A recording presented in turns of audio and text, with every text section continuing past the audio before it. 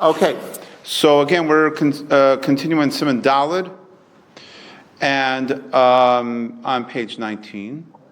And yesterday we were discussing about Negovasser when we wash our hands in the morning. So let's say you woke up early before Amud HaShachar, and that Amud HaShachar is not, it's what we call a los, it's not sunrise. It's before sunrise. There's a whole discussion on how far in front of sunrise that would be. The same type of discussion that we have, how much time do you have after sunset to the day ends, let's say Shabbos endings, or it's the same thing happens in the beginning of the day, right? Again, we can understand that very simply. The day doesn't just start. It's not so like Hashem turns on the light or turn off the light. It's a process, as is true with everything. So, therefore, when does that process and then start and end? So that's an issue. So now, again, for our purposes, we were discussing, let's say a person, person got up before sunrise, which again happens to people, and they washed and everything, but then it becomes alos again, Eitzachama. So do they have to wash again? So that is a shaila. Even the Machaber says it's a liesh li stapek, and therefore you should wash again, but without a bracha. Again, the idea is that at Amud HaShachar, when the new day arrives, the Ruach Ra comes back and rests on someone, on the person's fingertips. So again, and then we talked about Shlomo Zalman Auerbach says, so again, people do this, right? People wake up not only early for chakras, but even earlier, right? And come to shul or learn at home or learn in shul or right way before. So again, the issue is, would he have to wash again? That's a shaila. So then Shlomo Zalman Auerbach said that that doesn't mean as soon as it's halos you have to run and wash. If you're learning or you're davening or whatever, so you could wait. And again, you could also walk more than 4 amos. And this is like, apparently according to everyone, it's on a different level than the base washing that we do. So let's take it a little further, right? Let's take it a little further. In Tes Vav on page 19, second line, towards the end of the line. So the Machaber says, Yashain bayom. Someone slept during the day, right? Yesh li stapek im tzarich laros mayim aleihem shlosh pa'amim. Again, yesh li stapek again. It's a suffix. Whether you have to wash, again 3 times alternating, and therefore again the Ramah says, like he said before, v'yit lambar bracha. So therefore, like we said before, by waking up early or by staying up all night or all the wash, but without a bracha, right? Because again, when the general rule is for almost all brachas except Birchas HaTorah and benching, if you're not sure about them, don't do them. Don't do the bracha, right? So this happens. Somebody again, now we're not talking about madrega and stuff like that, but somebody drank some water and they forgot. Did I make a brain the fashos? Or they make a shahakal? They don't remember. Again, so leaving around aside the hashkafa, like where are you? Even if you did make the bracha, but leaving that aside. But again, in general, in those cases, we do not repeat the bracha. Sofek brachos lahakel. The same thing here. So now again, this comes up a lot. For example, by Shabbos, right? People take a Shabbos nap. What Shabbos without a Shabbos nap? Unless you have little kids, then you know what that means. So, would you wash or would you not? So again, you'd wash but without a bracha. How long do you have to sleep? We're going to get to that. That's our next issue. So that brings us to Tes Zayin. David HaMelech haya nizhar shelo lishon shitin nishmin. David would be careful not to sleep 60 nishmin. So the Ramah explains, Perush Shishim Nishima, 60 like breaths. 60 breaths. Why? He would be careful not to sleep that long. Kadesh lo liyitam tamisa, because as we mentioned before, this whole idea revolves around the fact that sleeping is on 1/60th of death, right? So if you sleep 60 breaths, so then it could be construed as like you were completely out, chas v'shalom. It's very interesting, and I think in America we also say that, right? I was dead to the world, right? They say that. I was so asleep, I was like dead to the world. That's right. You were. So again, and we all know what Misa does to a person, or we don't, Baruch Hashem, don't know. So therefore we wash. Therefore David wanted to stay away from that experience, so therefore he would not sleep 60 nishmin, 60 breaths. And then the Ramah says, the Gemara Perkei Yashin Mashma, the Ramah says, that seems from the Gemara, the Dafka Bayom Hayan Nizhar. They just be careful not to sleep this amount just during the day. But at night he would sleep, whatever he felt was necessary. Right? He would sleep. Now there's a Mishnah Berurah Lamed Vav that, again, this is the Ramah's opinion, that was just during the day he was careful, but not at night. David would sleep whatever he felt was requisite, was needed. So, again, Mishnah Berurah brings down Achronim that say in that Gemara that the Ramah is citing, it just said about Adam Amoraim, but David himself, even at night, maybe was careful about not sleeping too long. So then you're going to say, like, who cares? So then the Mishnah Berurah says it's a nafkamina for us. If someone's a Baal Nefesh to be machmir on himself during the day, should he be careful just during the day? Again, so it seems from the Mishnah Berurah, in other words, don't expect someone to sleep so little at night, right? There's a whole story about the Vilna Gaonis, Talmidim, anyways, about sleeping, getting the necessary amount of sleep. But again, we're just talking about maybe there's an idea of just being careful during the day. But then the Mishnah Berurah says, "Ve'ein Shabbos b'chal zeh." But sleeping on Shabbos is not included in this. Again, we're talking about Wednesday, right? Thursday. That maybe, again, there's a concept. We're not talking about chas v'shalom, somebody's sick. We're not talking about that. But again, is there a concept that a person should be careful? So again, this is not a halacha, but again, the Mishnah Berurah says, is there an idea? Is there a concept that a Baal Nefesh should be machmir during the day? So again, now the Mishnah Berurah goes on to say a very important idea, and that is, if you can't learn without sleeping in the afternoon, like some people, whatever, they have to take a nap in the afternoon. So then, again, you should take one, but don't make it too long, because again, you won't be able to learn. And then he says, the Ayin Sham Od shegam zeh lo tia kavanaso lahanas atzmo, that when you sleep during the day, it shouldn't be for pleasure. Rak la'avodah so yisbarach, a famous idea. The reason why we sleep is so we could serve Hashem, right? And that applies also to nighttime also. I can't learn, I can't daven, I can't, right? I'm just zonked. So I have to sleep. I was telling to my wife a couple of days ago, a lot of times at night I am just, I wake up Baruch Hashem early, and as all of us do, gets a little late, and mamish physically.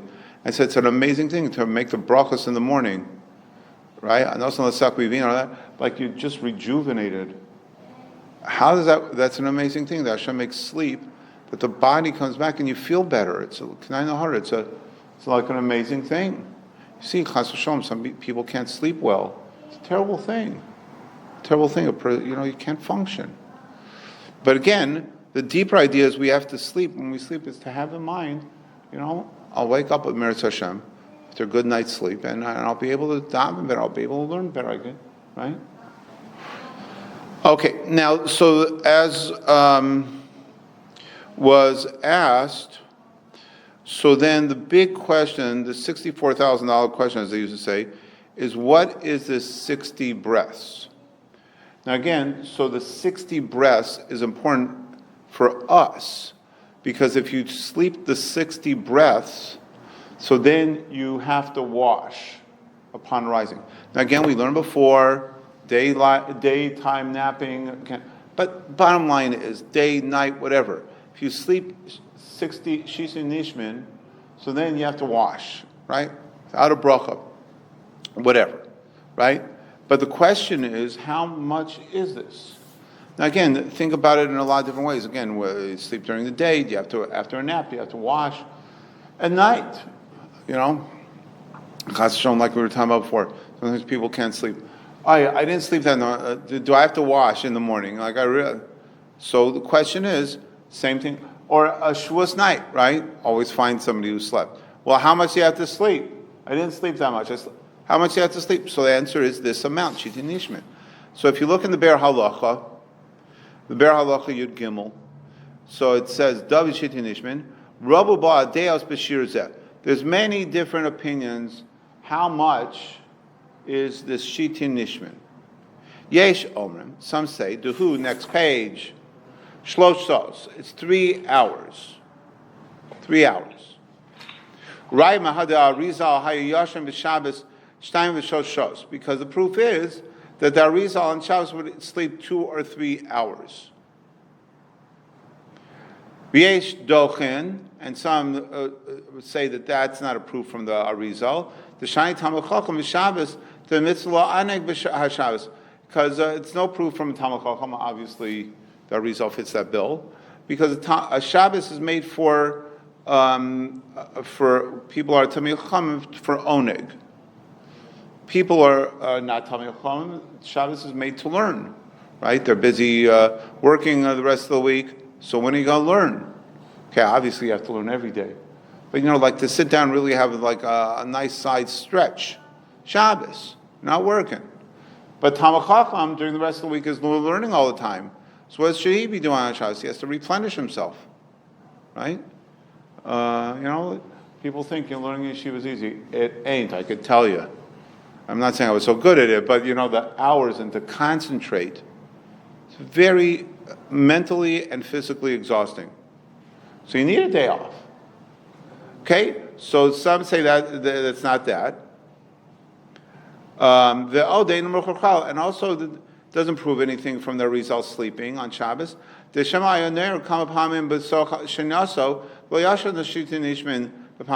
maybe he woke up. People do this, right? They wake up, they look at the clock, and they're up for a little while, and then they fall back asleep after maybe 5 minutes. But they broke up the stretch. Okay, so right now we got one opinion. Again, people ask Kash on that opinion that it's 3 hours. V'yesh omrim du yoser mechatzi shah. And some say it's a little more than a half an hour. V'yesh omrim du shir me'at yoser mishlosh minut. Some say it's a little more than 3 minutes. It's very cute. Like in my Mishnah Berurah, I think it was printed in Israel. So they have a little targum, and on the bottom they say dakot, right? Because somebody, like in Israel, they don't know what a minut is, right? So, but we know what a minute is. Okay? So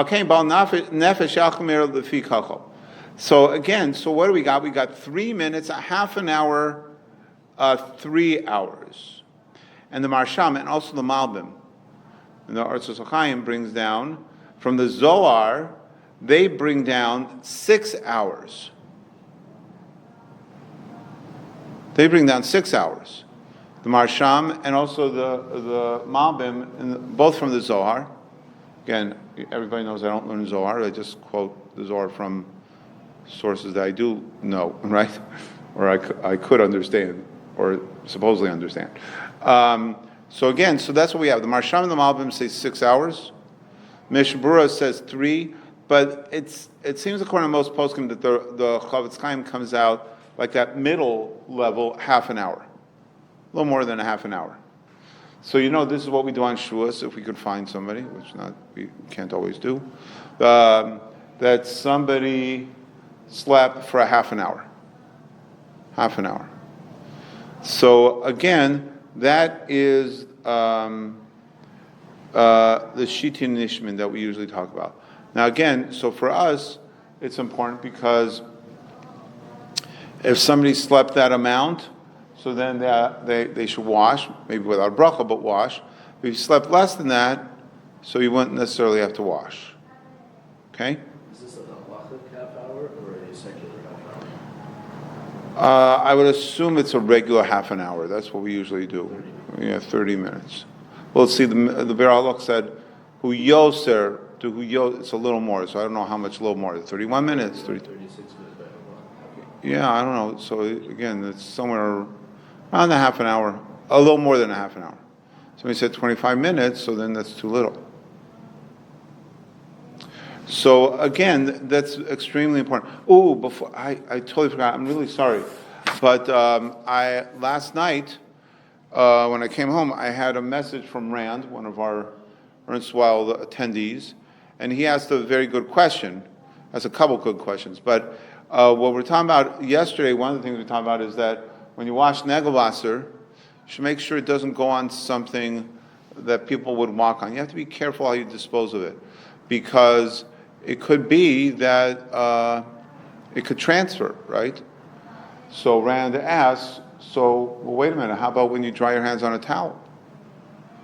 Is a towel now a problem? I thought this was a very good question.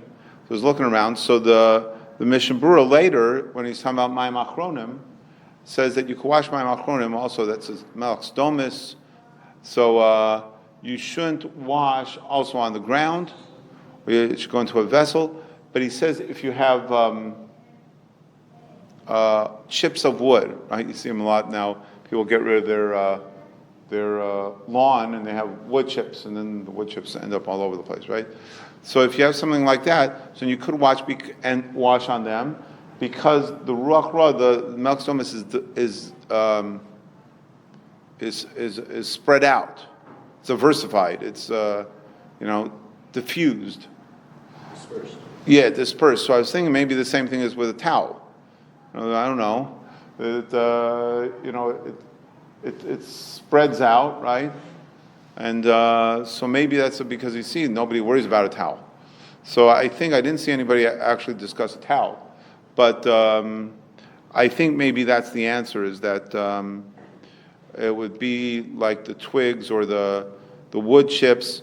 And again, we could ask that maybe it's not the same thing. Mayim Achronim is this, but you see, everybody uses a towel, right?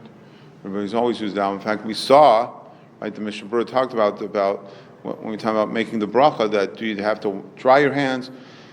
You do not have to dry your hands, but people talk about drying your hands, right? So it must not be a problem. So the question is, but why isn't it a problem?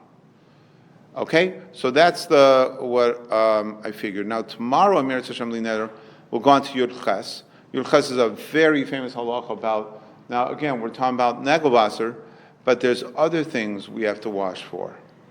Again, this is a very interesting halacha, because in the halacha we're going to put a bunch of things together, and we'll see.